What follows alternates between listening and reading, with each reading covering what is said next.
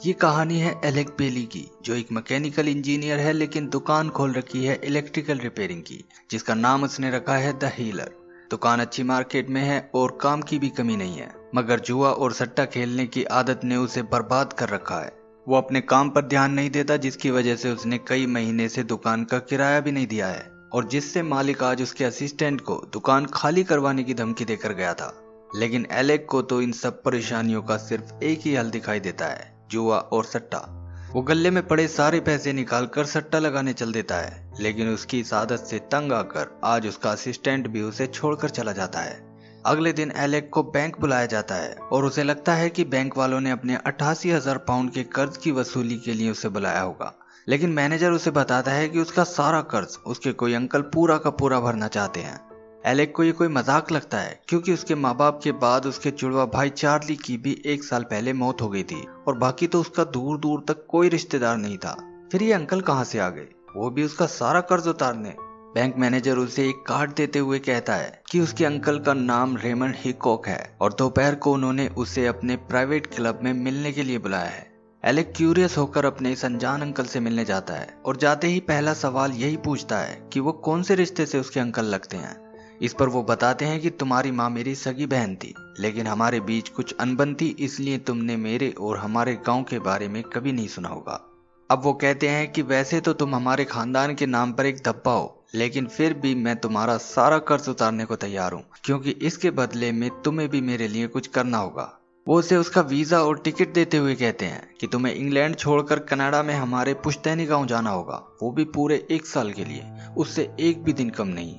साथ ही वो उससे ये भी कहते हैं कि मैं सिर्फ तुम्हारा कर्ज उतारूंगा, बाकी अपने खाने पीने का खर्च निकालने के लिए तुम्हें खुद वहां जाकर कोई काम धंधा ढूंढना पड़ेगा।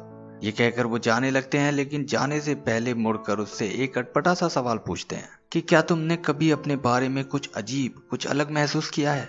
इस बात पर एलेक हैरान होकर उन्हें देखने लगता है, तो वो बात को टालकर वहां से निकल जाते हैं। अंकल का ऑफर तो अच्छा था, लेकिन फिर भी एलेक वहां नहीं जाना चाहता था, क्योंकि यहाँ उसके भाई की यादें थी, जिनसे दूर वो एक दिन के लिए भी कहीं नहीं जाना चाहता था। उसे लगता था कि बैंक का कर्जा तो वो उतार ही देगा, मगर कर्जा तो वो एक रशियन माफिया से भी लेकर जुए में हार गया था। इसलिए रात को माफिया के गुंडे उसके पीछे पड़ जाते हैं, मगर किसी तरह वो उनसे बच जाता है, जिसके बाद उसे यहाँ से कनाडा जाने में ही भलाई लगती है। कनाडा पहुंचकर एयरपोर्ट से उसे उसके अंकल का एक आदमी गाँव में उनके घर ले जाकर छोड़ देता है, जिसमें अगले 1 साल तक उसे अकेले ही रहना होगा। घर में मिली सुविधाओं के नाम पर उसे बात करने के लिए एक टेलीफोन और कहीं आने जाने के लिए किसी मछुआरे से खरीदी हुई एक खटारा गाड़ी मिलती है, जिसे लेकर अगले दिन वो टाउन जाता है। तो वहाँ उसे सिसिलिया नाम की एक लड़की मिलती है, जो उसके अंकल के साथ साथ उसे भी जानती है। वो एलेक को अपने साथ कॉफी पिलाने ले जाती है और अपने बारे में बताती है कि वो एक जानवरों की डॉक्टर है। अब वो एलेक से उसके काम के बारे में पूछती है, तो वो बताता है कि वो कोई भी इलेक्ट्रिकल सामान ठीक करने में एक्सपर्ट है। ये सुनकर सिसिलिया कहती है कि अगर तुम्हें काम चाहिए तो मैं लोकल न्यूज़पेपर में तुम्हारा ऐड छपवा सकती हूँ। एलेक्स से तो जैसे उसके मुंह की बात छीन ली हो, इसलिए वो सिसिलिया को अपने ऐड में क्या छपवाना है ये बताता है, जो होता है द हीलर, जो कोई भी इलेक्ट्रिकल सामान ठीक कर सकता है। सिसिलिया ये सब लिख लेती है कि तभी वहाँ उनके गाँव के चर्च के फादर मेलोय आ जाते हैं। वो उन्हें एलेक्स से मिलवाती है, जिसके बाद फादर मेलोय एलेक्स से किसी दिन चर्च आने के लिए कहने लगते हैं, लेकिन वो कह देता है कि वो एक बुद्धिस्ट है। फादर मेलोय के चले जाने के बाद सिसिलिया एलेक्स से पूछती है कि क्या वो वाकई एक बुद्धिस्ट है। इस पर एलेक्स कहता है कि नहीं, वो बस चर्च नहीं जाना चाहता, इसलिए फादर मेलोय से बचने के लिए उसने ऐसा कहा। इसके बाद बाहर आकर एलेक्स सिसिलिया पर लाइन मारने की कोशिश करते हुए आज रात को उसे अपने साथ डिनर पर चलने के लिए पूछता है, लेकिन वो बिल्कुल साफ लफ्जों में कह देती है कि वो एक लेस्बियन है, यानी उसे लड़कों की बजाय लड़कियों में ज्यादा इंटरेस्ट है। वो उससे कुछ और पूछता कि अचानक सिसिलिया का कुत्ता कार में से निकलकर एलेक के पैरों में जाकर बैठ जाता है, और जब एलेक जाने लगता है तो कुत्ता भी उसके पीछे पीछे जाने की कोशिश करता है, लेकिन सिसिलिया अपने कुत्ते को रोककर हैरान सी एलेक को जाते हुए देखती रह जाती है। इसके बाद अगली सुबह जब एलेक नहाकर बाहर आता है तो देखता है कि घर पर कुछ लोग आए होते हैं, जो बताते हैं कि वो न्यूज़पेपर में उसका ऐड देख कर आए हैं। एलेक ये सुनकर खुश हो जाता है, क्योंकि उसे अपना खर्च चलाने के लिए काम की बहुत सख्त जरूरत थी। लेकिन जब वो अपनी प्रॉब्लम बताना शुरू करते हैं तो पता चलता है कि उनमें से कोई अर्थराइटिस की बीमारी से परेशान था, तो कोई शुगर की, किसी को किडनी स्टोन की प्रॉब्लम थी, तो कोई बुढ़ापे में बिल्कुल बहरा हो गया था। ये सुनकर एलेक कहता है कि मैं तो इलेक्ट्रिकल सामान ठीक करता हूँ, तुम सब यहाँ क्या करने आ गए। इस पर वो लोग कहते हैं कि हम तो न्यूज़पेपर में तुम्हारा ऐड देख कर आए हैं जिसमें लिखा था कि तुम किसी को भी ठीक कर सकते हो। हमें लगा कि तुम वही हो जिसे लोगों के कष्ट दूर करने के लिए चुना गया है। एलेक कहता है कि न्यूज़पेपर वालों से मिसप्रिंट हो गया होगा, मैं अभी जाकर उनसे बात करता हूँ। अब वो सिसिलिया के पास जाकर उससे कहता है कि उसने न्यूज़पेपर में ये क्या छपवा दिया। लोग बीमारियों की पोटली बांध बांध कर उसके पास आ रहे हैं। सिसिलिया भी ऐड देखकर हंसने लगती है कि तभी वो देखती है कि उसके तबेले की भेड़ें एलेक के पीछे पीछे लाइन लगाकर चल रही होती हैं। ये देखकर वो कहती है कि जानवर तुम्हें कुछ ज्यादा ही पसंद करते हैं, इसलिए जब तक तुम्हें तुम्हारे मतलब का कोई काम नहीं मिल जाता तब तक तुम मेरे साथ हेल्पर का काम कर सकते हो। ये कहकर वो उसे अपने साथ ले जाकर एक गाय की डिलीवरी करवाती है। इसके बाद वो उसे घर छोड़ने जाती है तो वहाँ उन्हें एक कपल मिलते हैं। वो अपनी 5 साल की बेटी को लेकर आए थे जो अभी तक बोलना ही नहीं जानती। सिसिलिया उन्हें बताती है कि न्यूज़पेपर में मिसप्रिंट हो गया था, वरना एलेक कोई हीलर नहीं है। ये सुनकर वो कपल बहुत उदास होकर वहां से चले जाते हैं। अब इसके अगले दिन फादर मेलोय एलेक के पास आकर उस पर चिल्लाना शुरू कर देते हैं कि वो यहाँ के भोले भाले लोगों के साथ स्कैम क्यों करना चाह रहा है। इस दौरान पास के जंगल में अपने स्कूल प्रोजेक्ट के लिए वीडियो बना रही 2 लड़कियां उन्हें बहस करते हुए देखकर उनकी वीडियो बनाना शुरू कर देती हैं कि तभी फादर मेलोय को हार्ट अटैक आ जाता है और वो एलेक के सामने वहीं पर ढेर हो जाते हैं। एलेक उनके सीने को ठोक ठोक कर उन्हें सीपीआर देने की कोशिश करता है और जब उनमें कोई हरकत नहीं होती तो वो उनके पहाड़ जैसे शरीर को कूड़ा उठाने वाली एक ट्रॉली में डालकर कार तक ले जाने की कोशिश करने लगता है। लेकिन ट्रॉली पलटने से फादर मेलोय का शरीर लुढ़कता हुआ दूर जाकर गिरता है, जिसे देखकर वो दोनों लड़कियां डर जाती हैं और आधी अधूरी वीडियो बनाकर वहां से भाग जाती हैं। इसके बाद एलेक बड़ी मुश्किल से फादर की बॉडी को अपनी खटारा गाड़ी में डालकर चर्च के सामने जाकर मदद के लिए चिल्लाने लगता है। लेकिन अचानक फादर मेलोय उठ बैठते हैं और एलेक को अजीब सी नजरों से देखते हुए उससे बिना कुछ कहे चर्च के अंदर चले जाते हैं। एलेक अब न्यूज़पेपर वालों से लड़ने टाउन पहुंच जाता है कि तभी कुछ लोग उसे ढूंढते हुए उसके पास आ जाते हैं। इनमें से कुछ वो लोग थे जो इलाज के लिए कल उसके पास गए थे। उनमें से जो बूढ़ा बिल्कुल बहरा हो गया था वो अब सब कुछ सुन सकता था और उसकी वाइफ को आज अर्थराइटिस का जरा सा भी दर्द नहीं उठा था। तभी कोई बताता है कि उसने सुना है वो छोटी बच्ची भी अब बोलने लगी है जो 5 साल की होने पर भी बोल नहीं पाती थी। अब जो शुगर की मरीज लड़की उसके पास गई थी वो भी बताती है कि उसका शुगर लेवल भी आज बिल्कुल नॉर्मल आया है। तभी उस लड़की का बॉयफ्रेंड आगे आकर कहने लगता है कि ये कोई हीलर नहीं है बल्कि कोई नटवर लाल है जो उन्हें ठगने आया है। लेकिन उसकी इस बात पर उसकी गर्लफ्रेंड उसका मुंह ताकने लगती है और कहती है कि तुम्हारे हकलाने की प्रॉब्लम तो ठीक हो गई है। ये देखकर सब हैरान रह जाते हैं और एलेक से कहते हैं कि तुम अपनी फीस बताओ, हम तुम्हें पैसे देना चाहते हैं। लेकिन एलेक तो कुछ अलग ही दिमाग का बंदा था। वो आती हुई लक्ष्मी को ठुकराकर गुस्से में वहां से जाने लगता है और जाते हुए कहता है कि दुनिया में हीलर व्हीलर कुछ नहीं होते। कल को ये न्यूज़पेपर वाले उसे सुपरमैन लिख देंगे तो क्या वो उड़ने लगेगा। अब यहाँ से वो सिसिलिया के पास जाता है तो उसे याद आता है कि आज तो उसका बर्थडे है। सिसिलिया यह सुनकर उसका बर्थडे मनाने का कुछ इंतजाम करती है जिस पर एलेक उसका शुक्रिया करता है। तभी उस इलाके का लोकल पुलिस ऑफिसर टॉम वहां आकर एलेक को फादर मेलोय के मर्डर के जुर्म में गिरफ्तार कर लेता है। एलेक उसे समझाने की कोशिश करता है कि फादर मेलोय जिंदा हैं, लेकिन टॉम उसकी कोई बात नहीं सुनता क्योंकि वो अपनी आंखों से फादर के मर्डर की वीडियो देख कर आया था। अब वो उसे लॉकअप के अंदर भी हथकड़ी लगा देता है और इस तरह अगले दिन उसे पूछताछ के लिए ले जाने एनएसपीडी वाले आ जाते हैं। तभी लॉकअप का दरवाजा और एलेक की हथकड़ी अपने आप खुल जाती है, इसलिए वो बाहर आ जाता है तो टॉम और एनएसपीडी वाले उस पर गन तान लेते हैं और उसके ऊपर कुत्ता भी छोड़ देते हैं। लेकिन वो कुत्ता एलेक के पैरों में जाकर बैठ जाता है। तभी वहाँ किसी की कॉल आती है जिसे सुनकर टॉम हैरान रह जाता है क्योंकि ये कोई और नहीं बल्कि फादर मेलोय होते हैं। ये देखकर एलेक गुस्से में कहता है कि उसने पहले ही कहा था कि उसने कुछ नहीं किया है। अब वो चर्च जाकर फादर मेलोय के ऊपर भी गुस्सा करता है कि वो कल से कहाँ गायब थे। लेकिन फादर इन सब बातों का जवाब दिए बिना उसे एक सच बताते हैं। वो कहते हैं कि 2 साल पहले उनका ईश्वर से विश्वास उठ गया था। उन्हें लगने लगा था कि ईश्वर कहीं है ही नहीं, लेकिन इसके बारे में उन्होंने किसी को नहीं बताया था और पहले की तरह ही चर्च के फादर का अपना काम किए जा रहे थे।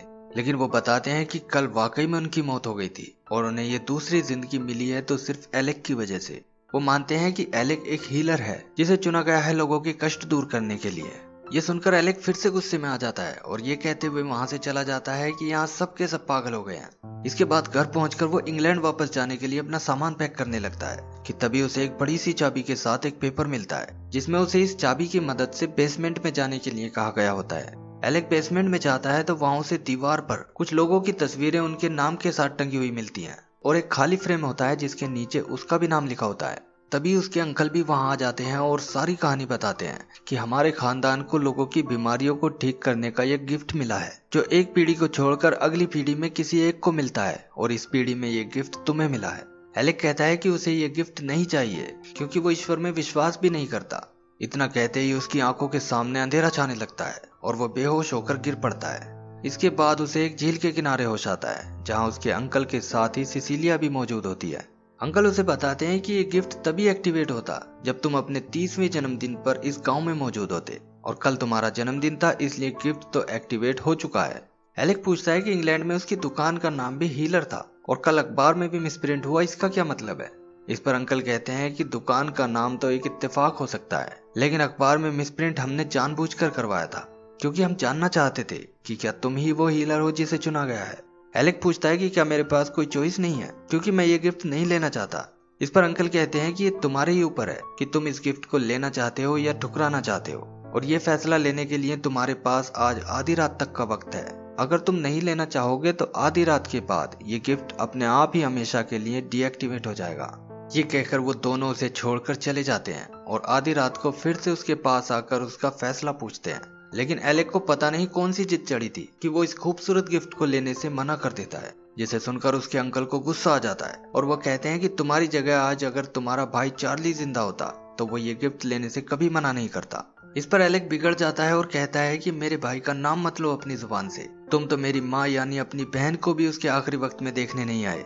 ये सुनकर सिसिलिया कहती है कि 30 की उम्र तक इस गिफ्ट के राज को छुपा कर रखना जरूरी होता है, वरना ये गिफ्ट एक्टिवेट नहीं हो पाता। इसीलिए तुम्हारी माँ और अंकल एक दूसरे से कभी नहीं मिलते थे, जिससे इस राज को तुमसे छुपा कर रखा जा सके। लेकिन ये सब सच्चाई सुनने के बाद भी पता नहीं क्यों एलेक इस गिफ्ट को लेने से मना कर देता है और कहता है कि ज्यादा से ज्यादा क्या होगा कि तुम मेरा कर्जा उतारने से मना कर दोगे।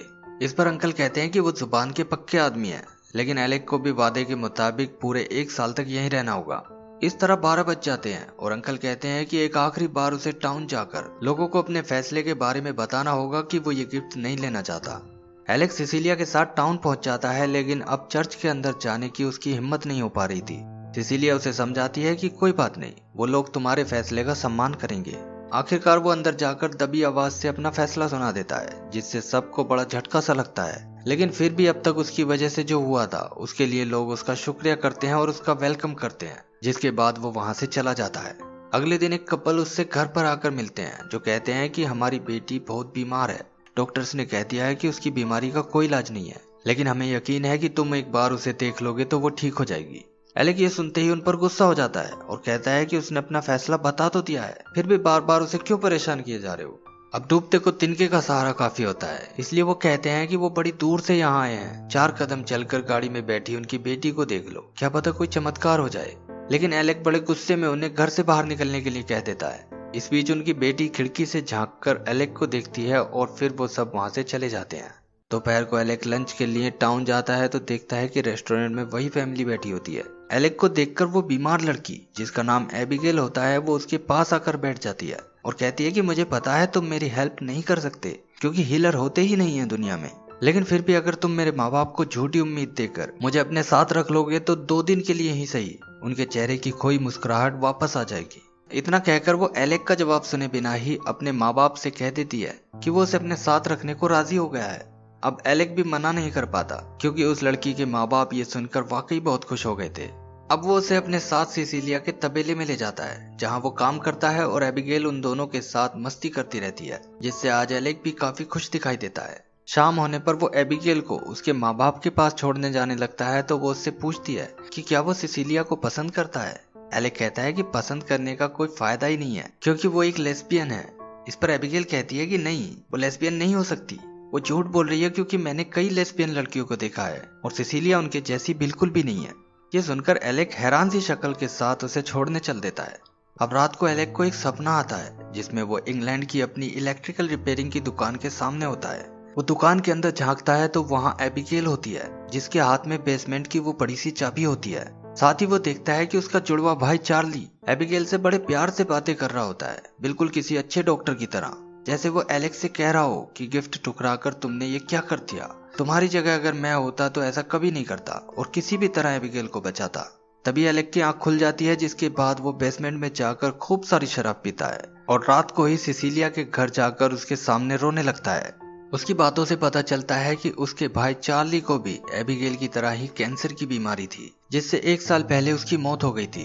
एलेक के लिए उसका भाई ही उसकी दुनिया थी, इसलिए उसे ना बचा पाने के गम ने उसे इतना कठोर बना दिया था कि वो किसी की भी मदद नहीं करना चाहता था, और इसीलिए उसने ये गिफ्ट लेने से मना कर दिया था। लेकिन आज सपने में अपने भाई चार्ली को उसने जिस तरह देखा, उससे उसे गिफ्ट न लेने का बहुत मलाल हो रहा था, और वो रोते हुए सिसिलिया से कहता है कि उसे अपना गिफ्ट वापस चाहिए। लेकिन सिसिलिया कहती है कि अब कुछ नहीं हो सकता। ये कहकर वो उसे अपने घर के अंदर ले जाकर सुला देती है। अगली सुबह वो टाउन जाकर एबिगेल को ले आती है, जो आते ही एलेक के साथ मस्ती करना शुरू कर देती है। इस तरह पूरा दिन वो तीनों काफी सारी बातें और बहुत सी मस्ती करते हैं।